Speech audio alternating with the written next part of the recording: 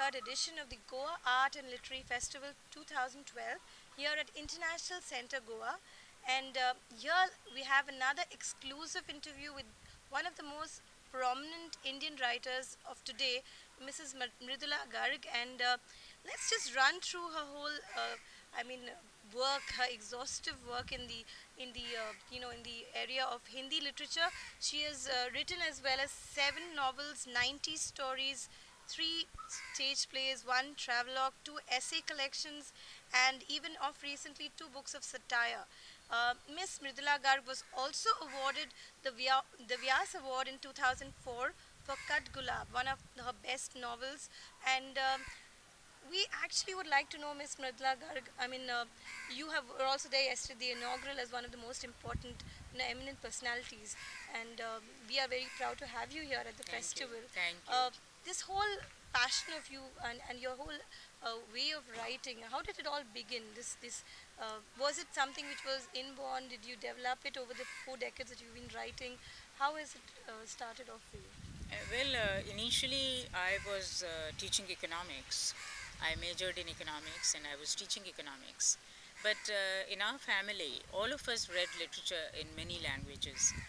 English, Hindi, and translations of Russian literature primarily, French literature and Bengali literature.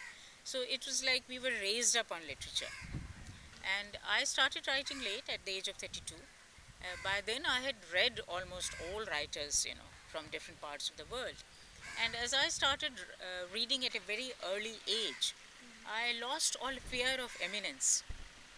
I could look the most eminent writer in the eye and talk about his work, because as a child, it made no difference to me whether he was Tagore or Camus or Shakespeare or whatever.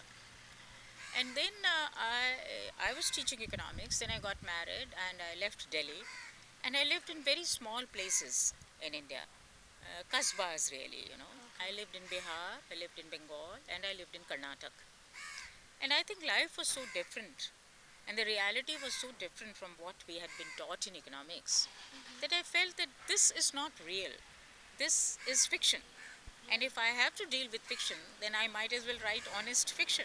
I wrote a few poems and things when I was in Durgapur.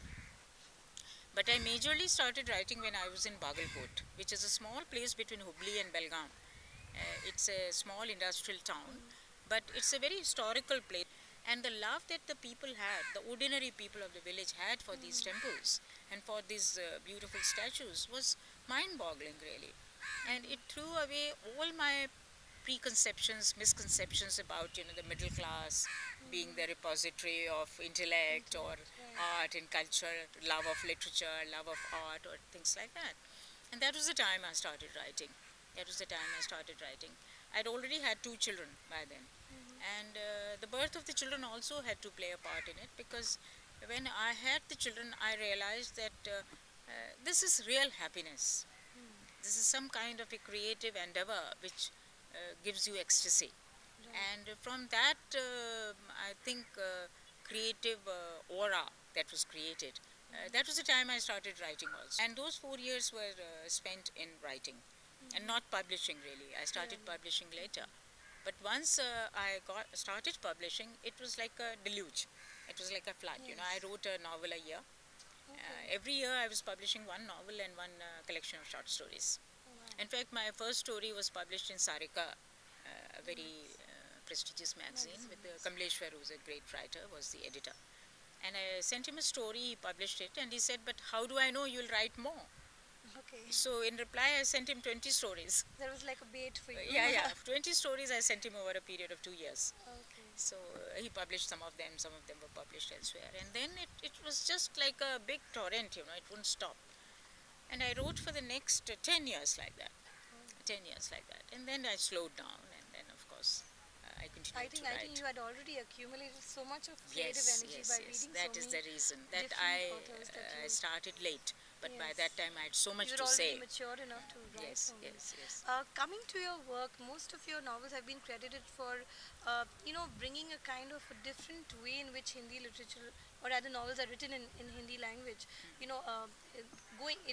Most of your novels go away from the Hindi romantic ideas and goes into the straight in the face kind of very gritty imagery, and your characters are also very, very. Yes. So, how did you, I mean, because of your experiences, of course, but how did you put it on You know, paper? the point is, I think it was a very great advantage for me to live away in Bagalkot, where there were no Hindi speaking people. Okay. And in any case, I had a background of economics, so I didn't know about the political, implications of writing, or what the literary world also has its establishment, and they also practice this, groupism or ideology and this and that. I knew You nothing were not about that. aware. I wrote as a totally free person. And after 4 years, my first book novel was published as soon as I came to Delhi from Bagalkot. And it was only later that I realized that there is so much of politics even in the literature. And had I realized it earlier, I don't know if it might have prevented me from writing quite so freely. Okay. But I not only wrote in Hindi, it was translated in German and in Yes, English, yes. and it was published in Times of India, in the German anthology of stories and this and that. And it was a very beautiful time. And that was a time when people had not yet started talking of feminism. Feminism. So nobody was branding my work as that of a woman or with feminist leanings. In fact, in 1980, when my book novel Anitya was published, which is a historical novel and it has the independence movement as the background, and nobody said that it was written by a woman. It was taken as a political historical novel and judged on that ground. So it helped. It helped a lot. I mean, this branding that is there, that when a woman writes, it's considered to be only women's literature. This is the way I think a lot of the writers look at, and it's kind of a block in talking of feminist perspective in Hindi literature. Do you think it's the right way of looking at No, I literature for don't. women? I don't think it's the right way. What happens in it is that many women who are not really writers get bracketed with the women Yes. who are really good writers. So that two things happen. Firstly, the good writers do not get a proper critical reading. Reading. And the other thing is that people who are not, women who are not really writers, also get into it, just by the fact of being Fact that women. they are, yes. And a lot of graphic novels, by graphic I do not mean that it has graphics in No. it, but that a lot of novels are written which are very deliberately talking about sex and so-called physical liberation of women in order to get attention and to get published. Yes. So that the whole question of feminism and women's rights and women as Empowerment, basically. empowerment has got forgotten. sidetracked, Right. because it has become like the freedom of the body. Right. To judge a woman by her writing, the standard value, of her literary writing, value. the literary value of her Yes. writing, not by the fact that she's a woman.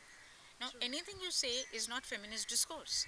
True. See, everything is not discourse. There are a lot of things which are just said or done, which is everyday life. It is not discourse. But everything becomes bracketed under feminist discourse. So that you actually have no idea about what feminism is all about. But because you're a woman, you get bracketed together. Now, being a woman is not being a feminist. Right. A man can also be a feminist. Yes. Coming to your novel Katgulab, for which you have received the award, can you tell us, I mean, it's again in the light of feministic perspective on rural India, I think.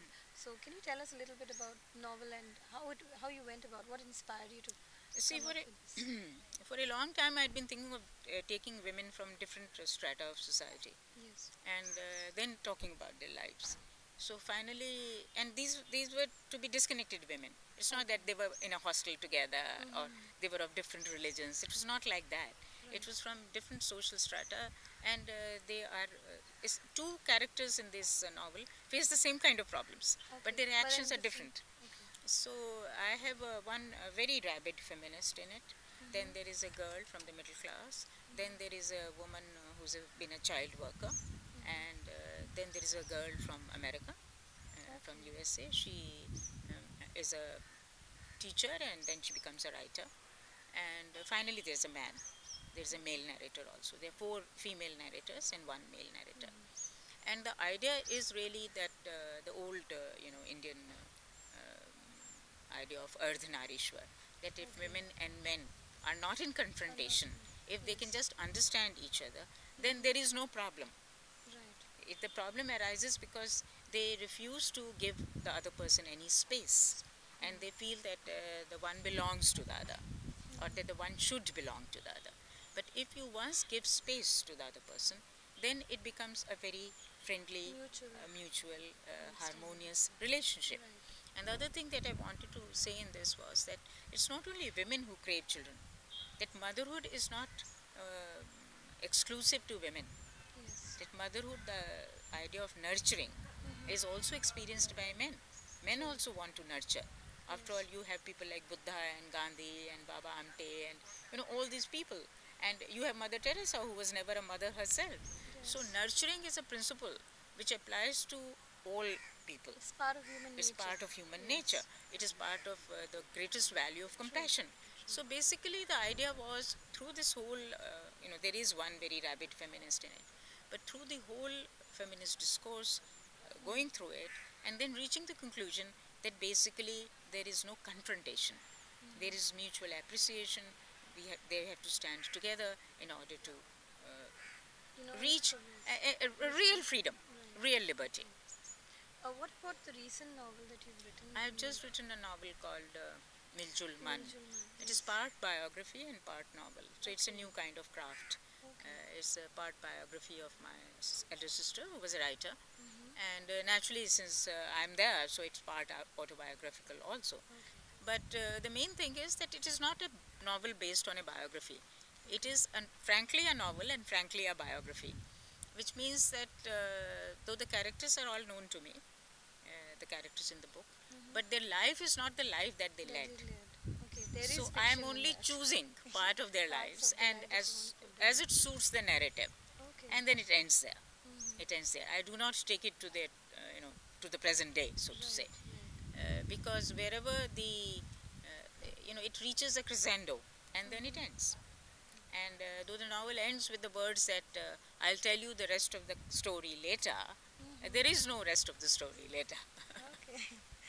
Uh, so looking at this, I think you're a very versatile, writer, and you've worked on various forms in literature. Now, if we ask you which one of these forms is closest to you, can you tell us which one? Novel. It is the novel. No. You really like writing romance Yes, novels yes, rather than yes. writing the others, and why is it so? I first wrote a play. The Yes. first thing I ever wrote was a play. But then I discovered that my plays did not have so much of action. They were more on the mental level. And I thought that style was more suited for a novel. So I then shifted to writing novels. I also enjoy writing very, very short stories. Very Yes. short stories, which I mostly write a story in one sitting. Okay. And I think the speciality about a story is that when you read it, you should feel, at least if you read it in 3 times, you should feel you read it in one sitting. Right. That's the impact that it should have. So I also enjoy writing, a short story with great intensity, because that really requires intensity. That I do enjoy. But a novel is very challenging. It's a very challenging form, and I think the most challenging form. And I enjoy doing it. You have witnessed 4 decades of Yes. Indian literature, and you've seen it evolving literally in front of your eyes. And uh, how has the industry changed over these years? I mean, Well, I think the current generation of writers are looking more to the marketing of their work okay. than concentrating, on On writing for a long writing time without content, getting yes. known. Yes. And we Okay. wrote, as I told you, I sent 20 Yes. stories to Kamleshwar without getting any reply for 2 years. And only after that he published some of them. These days they'll write one story, and then they'll want it to be translated, they'll want it to be made into a TV something, they'll want people to talk about it, they'll put it on the Facebook. So there is so much of energy spent on marketing Promoting, the I work, think, yes. promoting the work, that the next story doesn't get written. Yes. So if you look at the output of today's writers, it's very meager. Now that you've been one of the most eminent personalities invited to the Goa Art and Literature Festival. Could you share with us your experience? You've been there yesterday, and even throughout. What do you expect, basically, No, from the I'm festival? really very impressed by the Goa Arts and Literary Festival. In fact, I've been to Jaipur, and I definitely prefer the Goa Festival because it is about literature. Okay. It is not about, a lot of people getting together and the numbers and the glamour and the, publicity and basically, names, a list of names and things like that. It is about people. It's about writers as people and the readers who come in, the listeners. It's a small crowd, Yes. but it's a crowd which appreciates literature. So I feel that this is the kind of festival that we need, rather than very big kind of festivals where you're just looking for a chair to sit on, or you're just Okay. noting down names. Yes, I think that's the right way to look at arts and literature, because it is when it's small that it's really beautiful, Yes, and not exactly. in large numbers Yes, and things like exactly. that. And that, I mean, even though from the first time to this third edition, it has Yes, grown bigger, it has grown. and hopefully more people would come in. But there's so much going on in Goa in any case, so True. they're always. Yes. And I feel that it's better that people who are interested come in. I So hope so. that was Mrs. Mridula Garg, and we'll be coming up with many more such interviews and interesting tidbits around the Goa Arts and Literature Festival 2012. Thank you. I think I'll do that again, but